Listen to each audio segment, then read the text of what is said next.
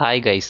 நம்ம பிரபஞ்சத்தை பற்றி பேசணுன்னா நிறைய அதிசயமான விஷயமும் சுவாரஸ்யமான விஷயமும் கொட்டி கிடக்கு. அதை பற்றி பேசணுன்னா நிறைய பேசிக்கிட்டே போகலாம்.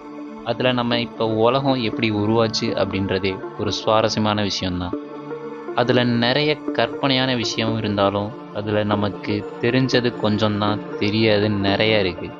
நம்ம பிரபஞ்சத்தை பற்றி பேசிட்டு வரும்போது நிறைய விஷயத்துக்கு சயின்டிஃபிக்காகவே விடை கிடைக்காம தியரிட்டிக்கலாக கற்பனையான விஷயமாக தான் இருக்குது.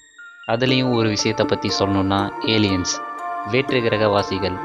இதுவரைக்கும் வேற்று கிரகத்தில் ஏதாவது உயிரினங்கள் இருக்கா அப்படின்னு நிறைய ஆராய்ச்சிகள் நம்ம பூமியில் நிறைய நாடுகள் போட்டி போட்டு பண்ணிகிட்டு இருக்காங்க.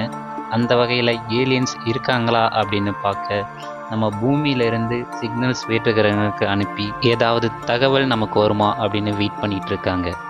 ஸோ அந்த வகையில் ஏலியன்ஸை பற்றி நிறைய விடை கிடைக்காத சுவாரஸ்யமான விஷயங்களை பற்றி இந்த வீடியோவில் பார்ப்போம். இதுதான் விடை தெரியாத ஃபேக்ட் கேள்விகளுடன் பதில் தேடும் பக்கம், ஃபேக்ட்ஃபுல்னஸ் கொஸ்டின்ஸ். இப்போ நான் சொல்கிற விஷயத்தை கண்ணை மூடிட்டு கற்பனையாக மட்டும் நினச்சி பாருங்கள். நீங்கள் ஒரு ரோட்டில் தனியாக நடந்து போயிட்டுருக்கீங்க.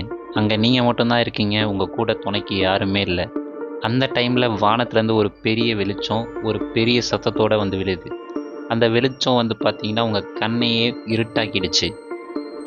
அப்புறம் மெதுவாக பார்த்தீங்கன்னா அந்த வெளிச்சத்துலேருந்து ஒரு உருவம் உங்களை பார்த்து மெதுவாக நடந்து வருது. அந்த உருவம் வந்து என்னென்னு பார்த்தீங்கன்னா அதுதான் ஒரு ஏலியன், அதாவது வேற்று கிரகவாசிகள். இப்போது இந்த கதையில் இன்னும் சுவாரஸ்யத்தையும் கற்பனையும் கூட்டுவோமா? இப்போ நான் சொல்கிறத கற்பனையாக உங்கள் மைண்டில் ஓட்டி பாருங்கள். நான் கேட்குற கொஸ்டின்ஸோட. உண்மையிலே ஏலியன்ஸ் வரும்போது பெரிய வெளிச்சம் வருமா? வரலாம். அவங்க நம்ம நினைக்கிற மாதிரி ஸ்பேஸ்ஷிப்பில் வந்தா. இப்போ தான் எனக்கு இன்னொரு கேள்வி தோணுது. ஸ்பேஸ்ஷிப், அதாவது ஸ்பேஸ்ஷிப் எப்படி இருக்கும்?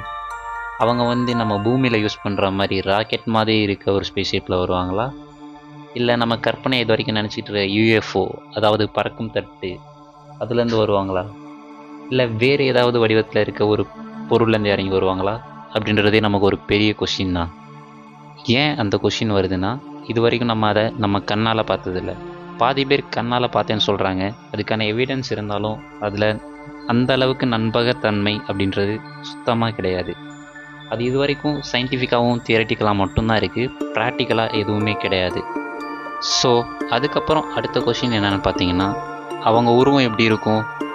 நாம் இது வரைக்கும் நிறைய படங்களில் பார்த்த மாதிரி மூஞ்சியெல்லாம் கோணல் மணலாக இருக்குமா? இல்லை அவங்க என்ன நேரத்தில் இருப்பாங்கன்னு நீங்கள் நினைக்கிறீங்க? கருப்பா, சிவப்பா, இல்லை பச்சையா அப்படின்னு நமக்கு எதுவுமே தெரியாது. அப்புறம் மறுபடியும் நம்ம கற்பனை கதையை முதலேருந்து தொடருவோம். உங்களை பார்த்து நடந்து வர்ற ஏலியன், வர்ற ஸ்பேஸ்ஷிப், அப்புறம் அவங்க உருவத்தை பற்றி நம்ம கற்பனை பண்ணிட்டோம்.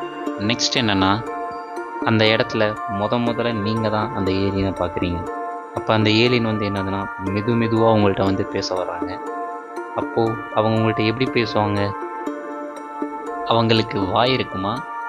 அவங்க நம்மள்கிட்ட பேசுகிறதுக்கு நம்ம பூமியில் இருக்க மாதிரி லாங்குவேஜ் எதுவும் அவங்களுக்கு தெரியுமா? அப்படின்னு நம்ம யாருக்குமே எதுவுமே தெரியாது.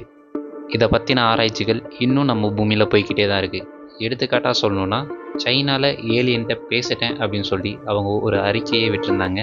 ஆனாலும் அதை பற்றின ஆதாரம் எதுவுமே இல்லாதனால அதை பற்றின நம்பகத்தன்மை அப்படின்றது வந்து குறைவாக தான் இருக்குது. இப்போது மறுபடியும் நம்ம கொஸ்டினுக்கு வருவோம். அவங்க உங்கள்கிட்ட பேச வர்றாங்க அப்படின்னா அவங்க சொல்ல வர்ற விஷயத்தை உங்கள்கிட்ட எப்படி கன்வே பண்ணுவாங்கன்னு நீங்கள் நினைக்கிறீங்க? சைகை மூலமாக கன்வே பண்ணுவாங்களா? இல்லை அவங்களுக்கு நமக்கு தெரிஞ்ச மாதிரி ஏதோ லாங்குவேஜ் அவங்களுக்கு எதுவும் தெரியுமா? இல்லை அவங்க கிரகத்தில் பேசக்கூடிய லாங்குவேஜில் நம்மள்கிட்ட பேசுவாங்களா? அதை பற்றி நீங்கள் என்ன நினைக்கிறீங்க? ஒருவேளை அவங்களுக்கு தமிழ் தெரியுது அப்படின்னு ஒரு கற்பனையாக ஒன்று வச்சுப்போம்.